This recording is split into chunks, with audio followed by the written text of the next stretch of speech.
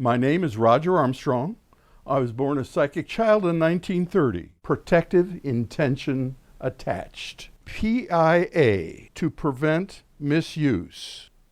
Hello, this is psychic training number 5.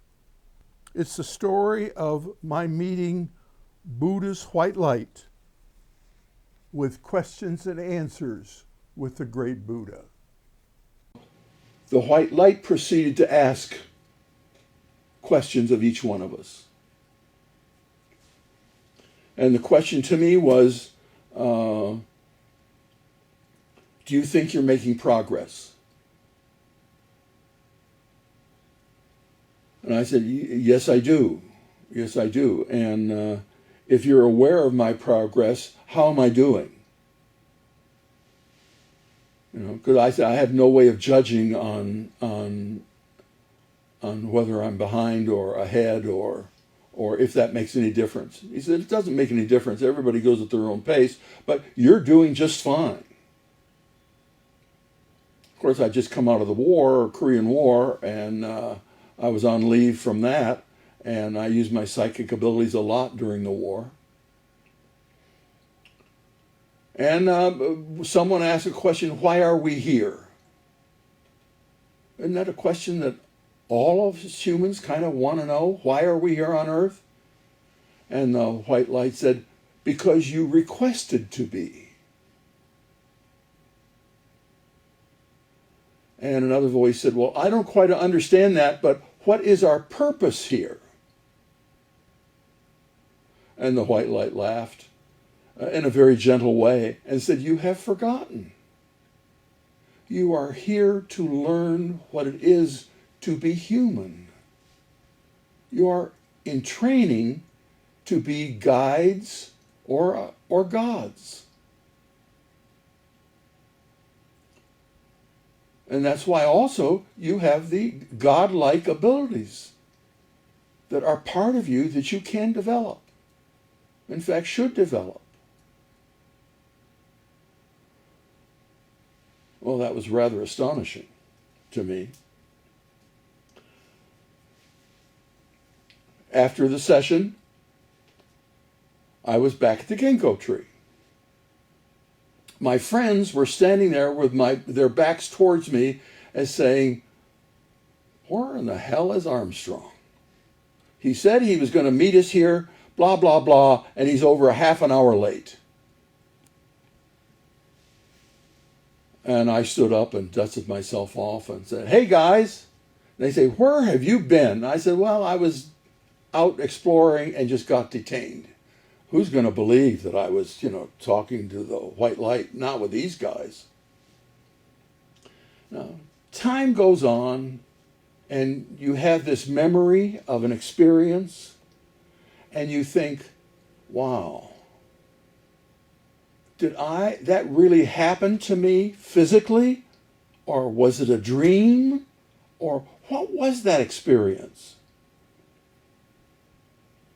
And I had written a book on jewelry because I'm a goldsmith, a teaching goldsmith.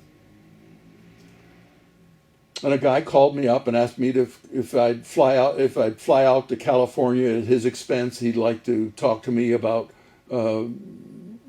publishing my jewelry book. And so I did. And we're having dinner. And I said, Stu, were you ever in Japan?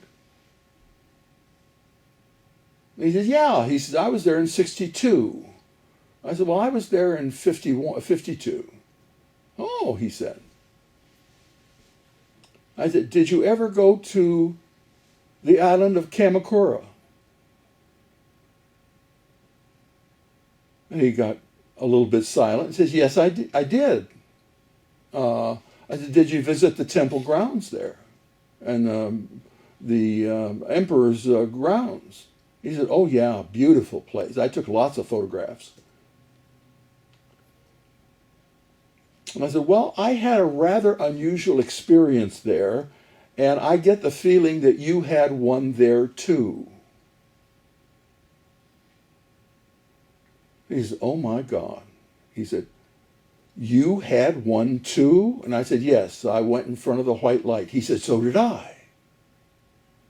I said, and the main question that was asked is, why am I here? Yeah, my group too.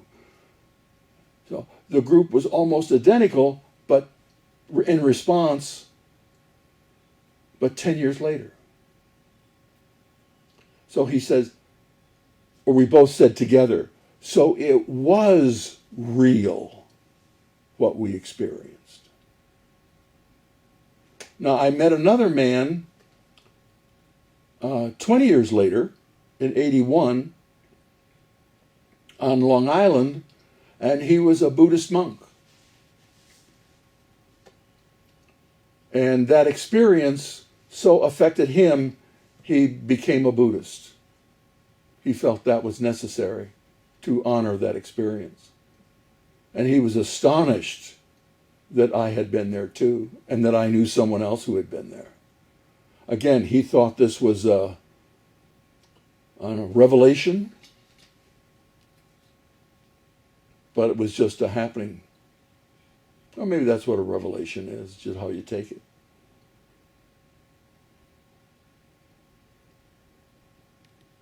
Let's go back to the square now, and let's see if we can do it for 15 seconds, and then that'll be the end of that series.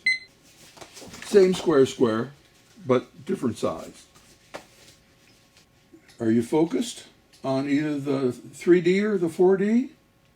Okay.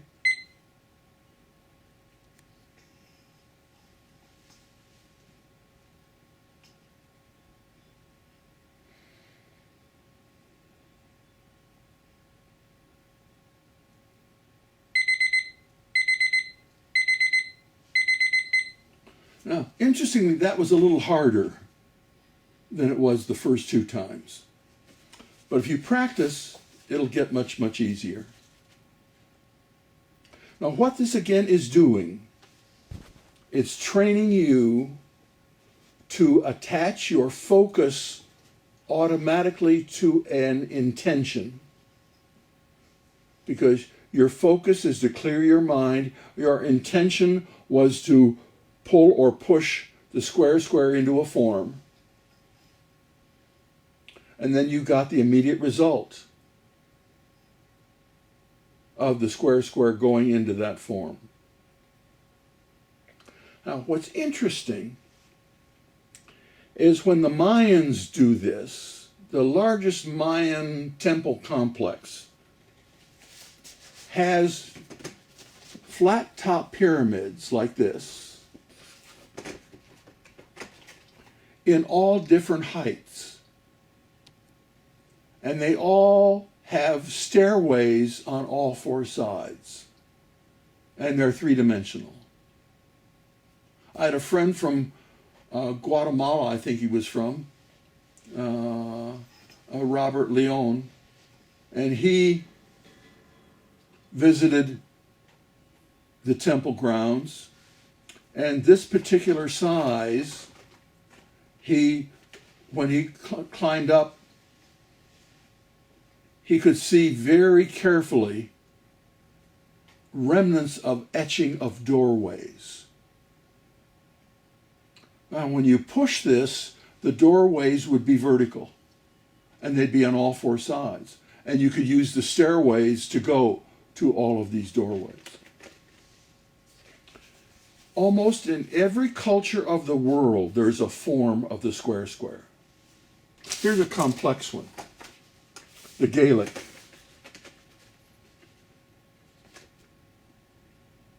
But if you concentrate on it, and you can pull it or push it, it becomes a gateway just like all the others.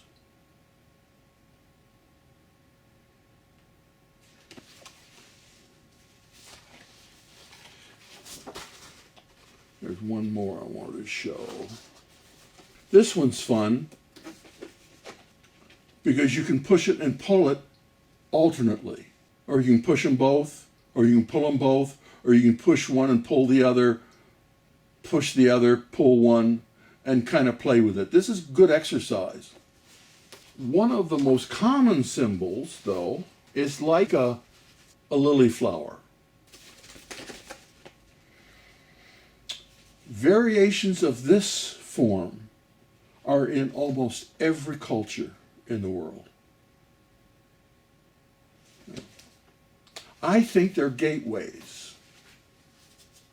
I think they're gateways to mentally pull yourself to another dimension, either out of body or a remote viewing, or in a larger size like the Mayan, they could be physical gateways and be transported like I was transported in front of the white light.